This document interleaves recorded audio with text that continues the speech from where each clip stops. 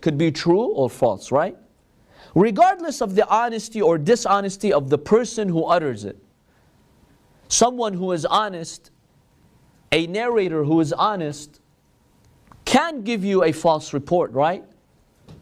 Let's say they made a mistake, or sometimes in that specific instance they chose to fabricate a hadith. So any report that's given to you, regardless of who said it, it could be either true or false. Any report. The truth or falseness of a report can be identified by means of external factors. How do you come to know that a hadith is true? It's not false. That's where we get this classification, mutawatir or not mutawatir. So the author tells us there are several ways for us to come to know whether a hadith is true or not. Number one, the truth in the report is decisively and automatically known. Whenever you see a hadith that falls under this category, you automatically and decisively know this is a correct hadith.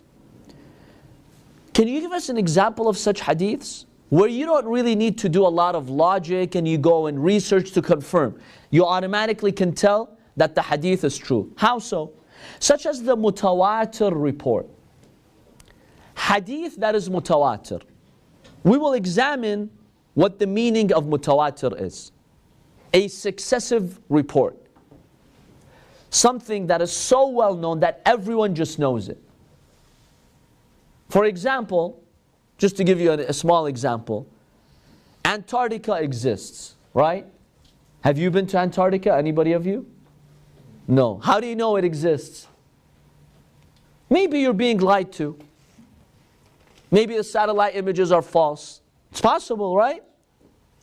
I mean, you personally didn't go and see Antarctica, so how do you know it exists?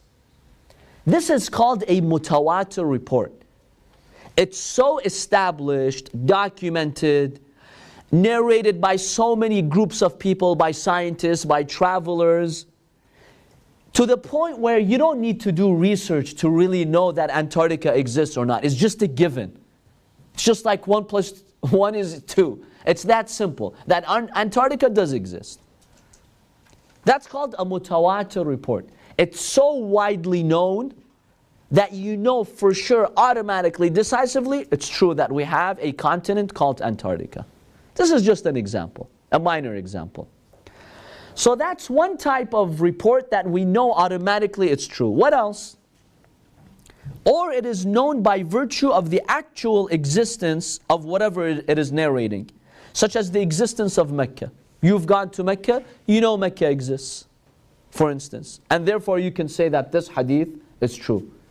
Or let's say you are told that so-and-so person is alive, and you know that person is alive. You saw him 5 seconds ago, or you could still hear his voice. So, when someone tells you something about Mecca, the existence of Mecca, or something that you already know, by external factors, you know that this exists, this is called a true hadith that you can decisively and automatically confirm that it's true. Now let's look at another type of hadith that is also true. The second type, the truth of the report is decisively known. You know for sure that this hadith is true, though not automatically.